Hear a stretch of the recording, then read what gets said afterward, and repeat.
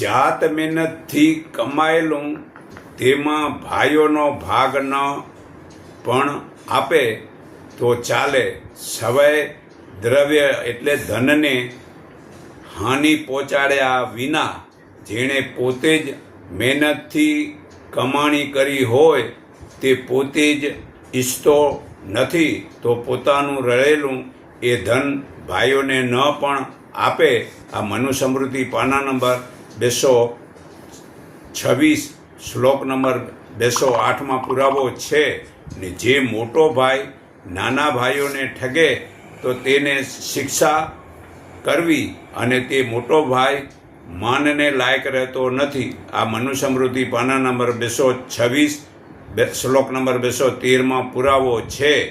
પણ અમુક ભાઈઓ એવા હોય કે મોટો ભાઈ કોક બહુ સ્વાર્થવાળો હોય અને નાનાને તકલીફ દે એવાય હોય, અને વળી અમુક મોટા ભાઈ નાના ભાઈને મદદ કરે તો નાના ભાઈ એવા હોય કે એને સગવડને સારું કરી દે, પછી મોટા ભાઈથી ઉપરથી મૂગો વિરોધ કરે એવા પણ મતલબ કે અમુક જોઈએ છીએ કે જે નાના ભાઈને મદદ કરી અને નાનો ભાઈ જઈ મતલબ લાઈનમાં ચડી ગયો અને મોટા ભાઈના સામે મતલબ બસ વિરુદ્ધ કરવા માંડી જાય.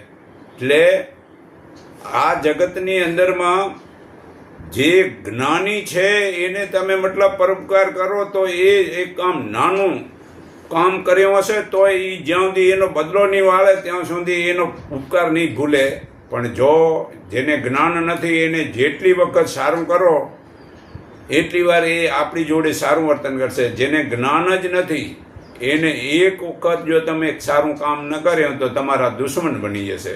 એટલે ભાઈઓમાં સંપ રહેવો જોઈએ. મહાભારતની અંદરમાં જ્યારે ઝઘડો શા માટે થયો કે ધૃતરાષ્ટ્ર મોટા હતા ને પાંડુ નાના હતા, તો પહેલાં જ એ પૂછે છે કે મારા અને પાંડુના પુત્રો શું કરે છે, ગીતાના પહેલા જ અધ્યાયમાં. અરે એ પૂછવાની શું જરૂર છે? અમારા છોકરા શું કરે છે એવું બોલો ને તો ગીતામાં મતલબ કે મહાભારત યુદ્ધ થયો જ ન હોત. તો જે છે સ્વાર્થ જ્યાં લાગે ને મારા તારાનો થાય ત્યાં જ ઝઘડા થાય છે.